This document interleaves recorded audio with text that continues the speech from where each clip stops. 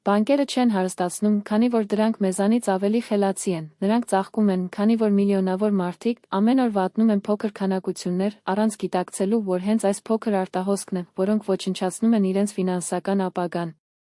Դժմարտությունն այն է, որ աղքատությունը չի ծնվել արտաքին գործոններից, այն տեղավորվում է տանը թվացյալ անվնաս սովորույթներում, պատահական ծախսերի մեջ, այդ ավտոմատ ժեստերում մենք նույնիսկ չենք գրանցվել։ Ամեն օր դուք ինքնական կուղարկեք ձեր ապագան բանկերին։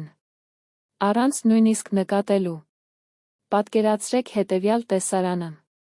Աղյուսակի մոտ նստած մի տղամարդ նոթբուքով, ձայնագրելով ծախսված յուրաքանչյուր կոպեկ, դա կարող է թվալ ձանձրալի կամ նույնիսկ ժամանակի վատնում, բայց այս կարգապահությունն այն է, ինչը առանձնացնում է նրանց, ովքեր հարստություն են կառուցում նրանցից, ովքեր միշտ ապրում են կարմիրի մեջ, պապս դա արեց, դա նշեց ամեն ինչ։ Հացաբուլկեղենում հացը գնելը, նամակի կնիքը, յուրաքանչյուր փոքր ծախս, այն ժամանակ ես կարծում էի, որ հոգնեցուցիչ է, այսօր ես հասկանում եմ, որ դա մեզ ճիշտ չէր, դա իշխանություն էր, այս կոշտ վերահսկողության շնորհիվ նա կարողացավ տուն կառուցել, կրթել իր երեխաներին և երբեք կախված լինել պարտքից, ոչ թե այն պատճառով, որ ես բախտ եմ եկել, բայց քանի որ ես գնահատեցի յուրաքանչյուր կոպեկ։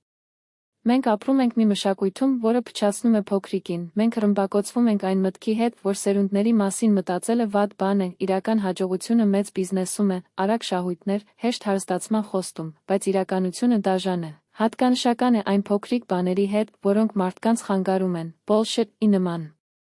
Որքան շատ ջուր եք դնում, այն միշտ դատարկ կլինի, մինչև այս փոքր անցքերը, ցանկացած անսպասելի աշխատավարձ կամ բախտ, մատների պես կթափվի ավազի նման։ Քանի անգամ եք ասել։ Դա ընդամենը 10 ռայս է, ինչ տարբերություն է առաջացնում, կամ ես հիմա գնում եմ գնելու, ի վերջո գրեթե ոչինչ չէ, այս մտքերը անվնաս են թվում, բայց ամսվա վերջում դրանք ստեղծում են դատարկություն, նրանք են, ովքեր ձեզ կրկին դիմում են օվերդրաֆտի կամ վարկային քարտի, բանկերը և մանրածախ ցանցերը կառուցել են կայսրություններ, որոնք ուսումնասիրում են հենց դա։ Քանի որ երբ կորցնում ենք վերահսկողությունը կոպեկի վրա, մենք պարզապես փող չենք կորցնում։ Մենք կորցնում ենք կարգապահությունը։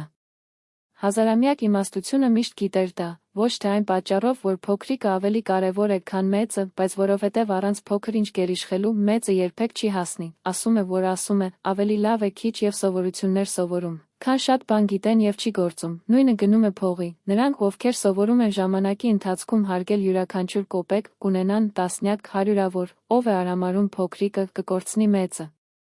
Ժամանակակից հոգեբանությունը հաստատում է այս ճշմարտությունը, մեր ուղեղը ծրագրավորված է գործելու իմպուլսային, արդարացնելով փոքր ծախսերը, կարծես աննշան են, բայց այս փոքր ծախսերն են, որոնք կրկնվում են, սովորույթներ են դարձել, և սովորությունները ձևավորում են մեր ապրելակերպը, որն իր հերթին սահմանում է մեր ճակատագիրը, երբ Մորգան Հայրիկի նման փորձագետները պնդում են, որ հարստությունը այն չէ, ինչ ստանում ես, այլ այն, ինչ դու չես անցկացրել, նրանք պարզապես արձագանքում են իմաստունների համար։ Աղքատության խնդիրը աշխատավարձի չափի մեջ չէ, այլ դույլի անցքերի քանակով, դուք ուշադրություն եք դարձնում ավելորդ ժամանակի վրա դատարկության և փողի վրա, ինչը արժեք չունի, եթե այսպես շարունակեք ոչ մի բանկ, ոչ ձեռնտու բոնուս կամ բիզնես չի լինի, որպեսզի խուսափեն ռեսուրսների մշտական հոսքից խուսափելու համար, քանի որ ապագան միանգամից չի կորչում, նա թողնում է անկումը։ Հետևաբար, առաջին և ամենադժվար քայլը յուրաքանչյուր կոպեկ գնահատելը սովորելն է, հիշում եմ, երբ հայրս ինձ տվեց տաքսու նոթբուք և ասաց. Այսօրվանից դուք կգրեք ձեր բոլոր ծախսերը առանց բացառության, դա պատժի տեսք ուներ, ի վերջո ինչ տարբերություն է այն իրականացրել ավտոբուսում մաստակի կամ 10 ռայսի վրա անցկացրած իսկական, բայց նա պնդեց, և ես սկսեցի գրանցել ամեն ինչ օրեցօր։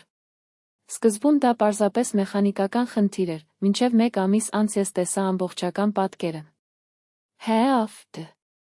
Իմ փողերը թողնում էին այն բաները, որոնք ես նույնիսկ չէի կարող հիշել, արժեքի արժեք, զրո գործիք, դա փող էր նետվում, ավելի ճիշտ, դա իմ ապագան վատն էր։ Այդ նոթատետրը դարձավ իմ առաջին ֆինանսական կրթության դասը, քանի որ գրելը միայն թվերի մասին չէ։ Դա ձեր արժեքների հայելին է, երբ յուրաքանչյուր ծախս գրանցեք, հանկարծ տեսնեք, թե որքան ավելորդ է մտնում ձեր կյանքը, յուրաքանչյուր գրավոր գիծ միայն ծախս չէ։ Դա ընտրություն է, այո կամ ոչ, և եթե ձեր ծախսերը լի են, այո, առանց հայեցողության, մի զարմացեք, երբ կյանքը դատարկվում է, թե իրականում ինչն է։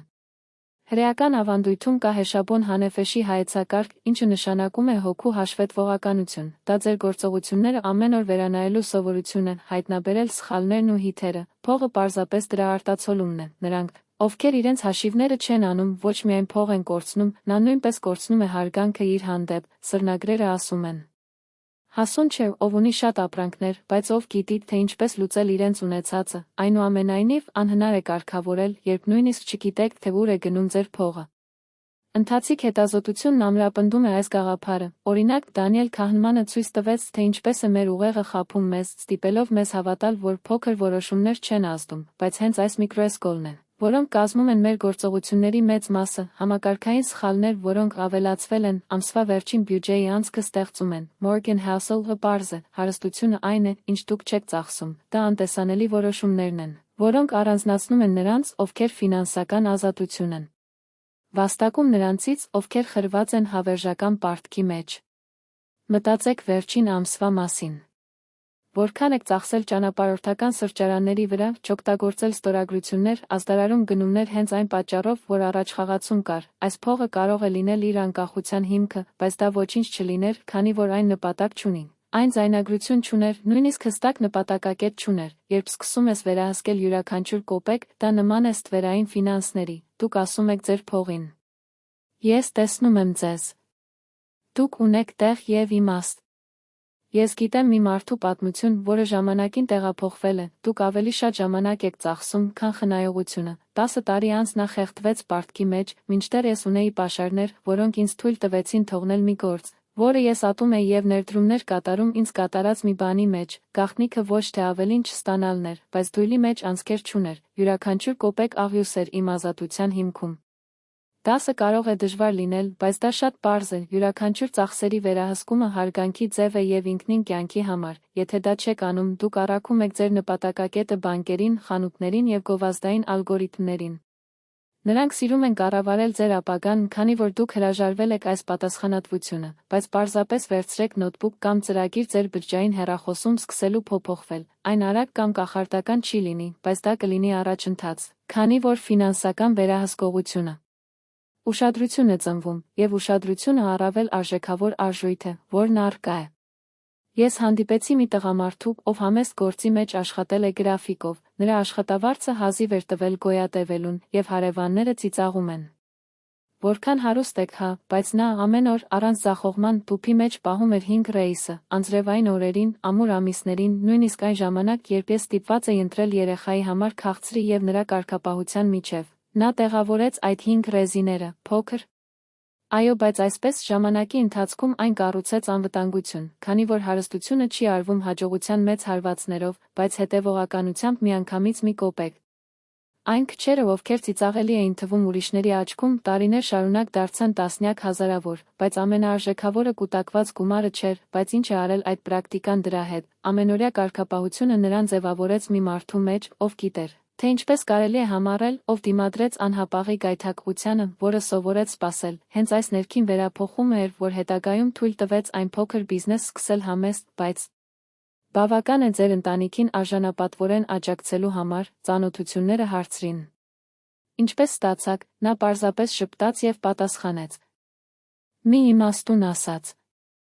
Ոչ ոք հանկարծ չի ընկնում, կա քայլ առ քայլ անկում, նույնը վերաբերում է բարգավաճմանը, նա բախտի հարվածից չի ծնում, բայց կաթիլներով մշտական լցնում բաժակը, ժամանակակից հետազոտողները սա անվանում են սովորության ուժ, ինչպես Ջեյմս Յեմսը պարզեց։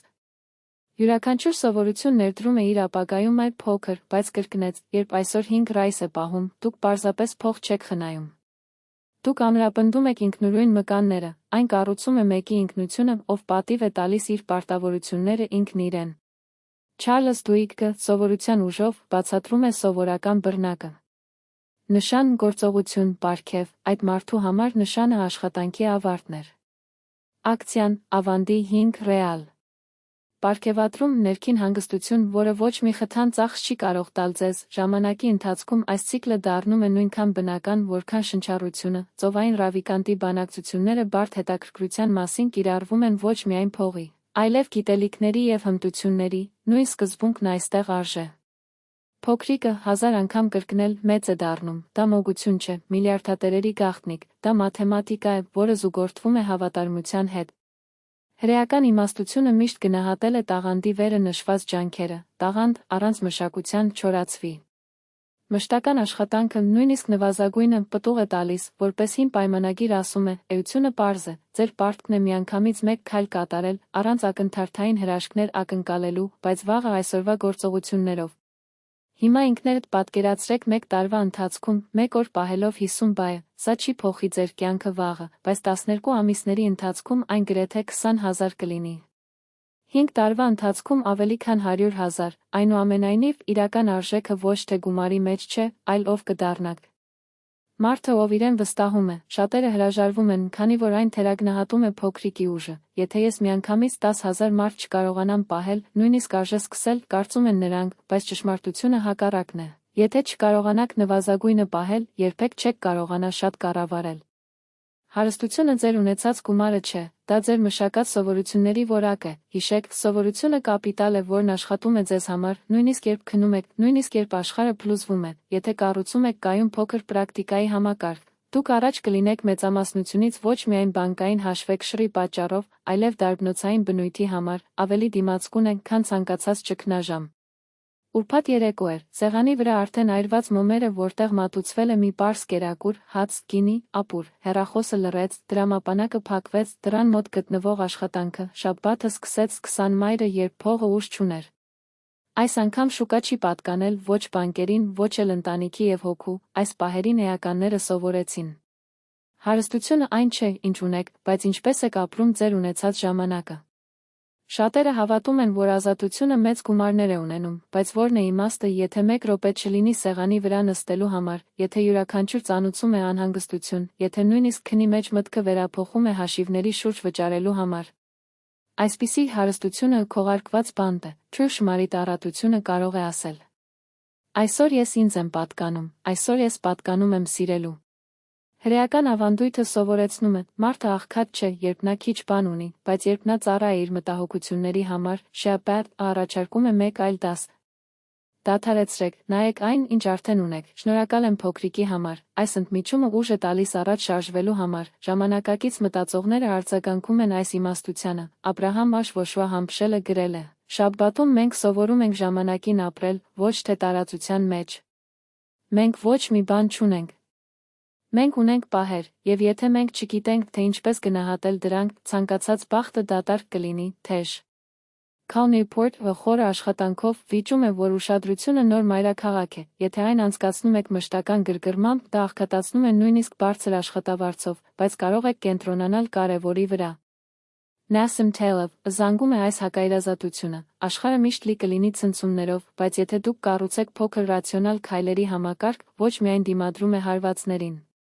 Դա ավելի ուժեղ է դառնում նրանց հետ, համեստ խաղադրույքներ, բաշխված ջանքեր և սխալներ թույլ տալու պատրաստակամությունը ստեղծում է մի կապիտալ, որը չի կոտրվում։ Վիկտոր Ֆրանկլը կյանքի իմաստով իր արտացոլումներում գրեց.